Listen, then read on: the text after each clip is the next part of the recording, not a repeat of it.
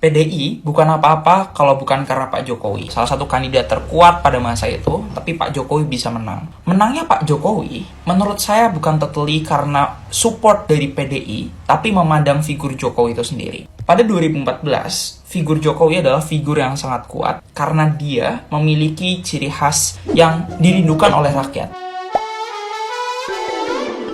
PDIP tidak akan berani pecat Pak D. Jokowi. Masa sih? Akhir-akhir ini isu keretakan Pak D. Jokowi dengan PDIP semakin hangat diperbincangkan. Banyak yang menilai kalau Pak D. Jokowi sudah mulai membelot dari apa yang menjadi peraturan dan ideologi PDIP. Mulai dari Mas Kaisang jadi ketum PSI, sampai Mas Gibran yang merupakan kader dari PDIP menjadi cawapres Pak Prabowo yang notabene capres dari koalisi rival. Tapi kenapa PDIP nggak berani pecat Pak D? Padahal Pak D udah nggak disiplin terhadap aturan partai.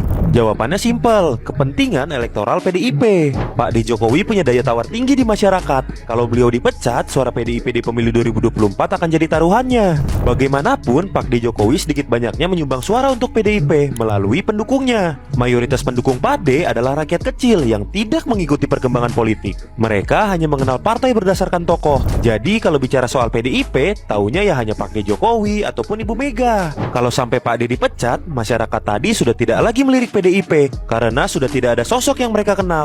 Apalagi kalau dipecat sekarang, artinya Pak D tidak lagi punya keterikatan. Bisa-bisa beliau semakin menggila lagi untuk menunjukkan siapa dirinya. Tahu sendiri kan, strategi Pak D nggak bisa ditebak. Bisa jadi bahaya buat PDIP kalau Pak D dikasih keleluasaan. Masa dan pengaruh politiknya tinggi loh. Ketum-ketum partai aja banyak yang respect sama beliau. Jadi kalaupun PDIP mau menunjukkan integritasnya, paling cuman berani pecat Mas Gibran yang udah jelas-jelas membelot. Gimana menurut kamu? Tuh, kadang postingan-postingan yang kemudian menyudutkan Pak Joko Widodo, yang kemudian kita tahu sekarang Mas Gibran Raka Buming Raka menerima usulan dari partai-partai yang tergabung dalam koalisi Indonesia Maju, itu dikarenakan selama ini Pak Joko Widodo dan keluarganya disudutkan, ya. Dan meskipun Pak Joko Widodo adalah kader dari PDIP, Mas Gibran juga, kemudian sekarang sudah beralih dukungan terhadap Pak Prabowo Subianto, mungkin karena ya disudutkan terus. Bahkan Ketua Umum PDIP mengatakan bahwa Pak Joko Widodo adalah petugas partai, jikalau tidak ada PDIP, Pak Joko Widodo bukan siapa-siapa. Dan ini adalah blunder yang kemudian keluarga Pak Joko Widodo tidak nyaman, dan sekarang kita tahu bahwa Mas Gibran Raka Buming Raka sebagai cawapres Pak Prabowo Subianto. Perlu diingat, saudara-saudaraku para pendukung Mas Ganjar, ya, terutama adalah para kader PDIP, Pak Joko Widodo adalah seorang presiden yang tingkat kepuasannya itu di angka 82%. Itu menunjukkan bahwa masyarakat masih mencintai Pak Joko Widodo. Tetapi ini kemudian memang alam sudah berpihak pada Pak Prabowo Subianto yang selama ini juga sering difitnah, dibully, disudutkan, dan bahkan diserang secara personal. Saya punya keyakinan dengan Pak Prabowo Subianto bergandengan dengan Mas Gibran Raka Buming Raka, Wali Kota Solo, maka Pilpres di tahun 2024 tidak lagi 2 kali putaran, tapi 1 kali putaran dimenangkan oleh Pak Prabowo Subianto. Saya bangga menjadi bagian dari pendukung Pak Prabowo Subianto. Saya adalah Ketua Relawan Pasukan Udara 08 yang selalu mengawal dan mengedukasi para masyarakat pemilih seluruh rakyat Indonesia. Terima kasih, sampai ketemu di video-video saya. Silakan komen di bawah.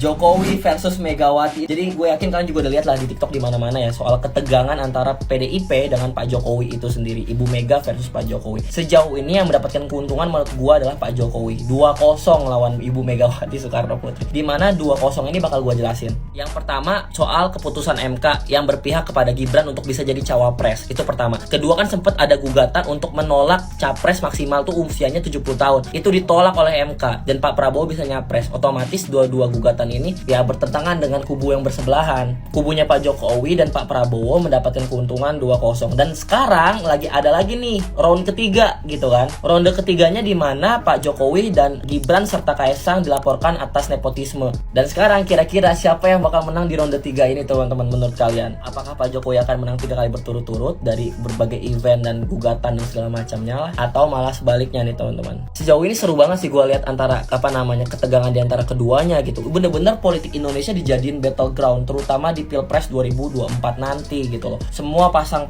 catur, taruh pionnya di masing-masing tempat. Ibu Mega sempat melakukan keputusan yang menurut gue bagus, yaitu memilih Mahfud sebagai cawapres. Tapi kan namanya catur kan pokoknya gerak terus ya, dan Pak Jokowi mengeluarkan pion-pion yang lain. Kita tunggu aja, pokoknya politik 2024 ini bakal seru banget menurut gue. Jadi stay tune aja, tontonin aja terus. Skor masih 2-0, kira-kira siapa yang menang nanti di Pilpres 2024? Drop di komen aja langsung teman-teman.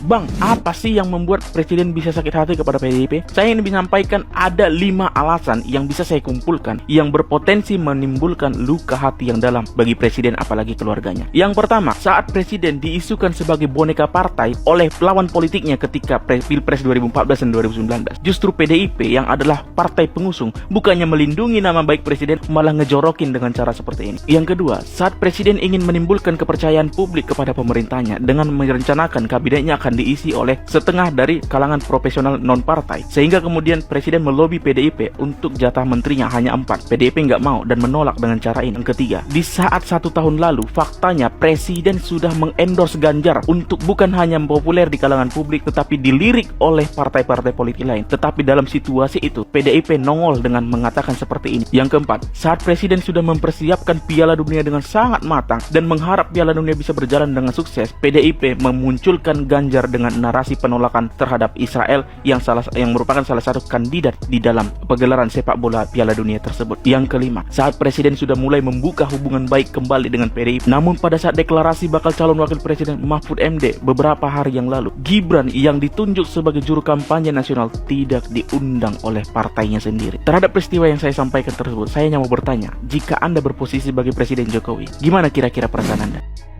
Gue masih ingat banget pidatonya Bu Megawati yang bilang kalau Pak Jokowi ini bukan apa-apa kalau bukan karena PDI. Menurut gue ini kebalik. PDI bukan apa-apa kalau bukan karena Pak Jokowi. Kalau kita mundur ke peta politik 2014, Pak Jokowi itu melawan Pak Prabowo, salah satu kandidat terkuat pada masa itu, tapi Pak Jokowi bisa menang. Menangnya Pak Jokowi, menurut saya bukan totally karena support dari PDI, tapi memandang figur Jokowi itu sendiri. Pada 2014, figur Jokowi adalah figur yang sangat kuat karena dia memiliki ciri khas yang dirindukan oleh rakyat. Pada masa itu, para pejabat itu dikenal arogan, tidak dekat dengan rakyat. Pokoknya isu DPR yang tidak mewakili rakyat itu sangat kuat pada masa itu. Jokowi menjadi antitesis dan penyelamat semua pejabat waktu itu. Ketika dia turun ke gorong-gorong, ketika dia mau ngobrol sama warga-warga yang ada di pasar, ketika dia mau datang ke rumah-rumah warga yang menunjukkan bahwa dia adalah figur yang merakyat, dia datang dari keluarga yang sederhana, dia datang dari orang biasa-biasa aja, itu menjadi antitesis yang sangat besar yang membentuk sosok Jokowi sampai sangat superpower hingga saat ini. Tanpa figur seperti ini, 2014 PDI tidak punya kader yang unggul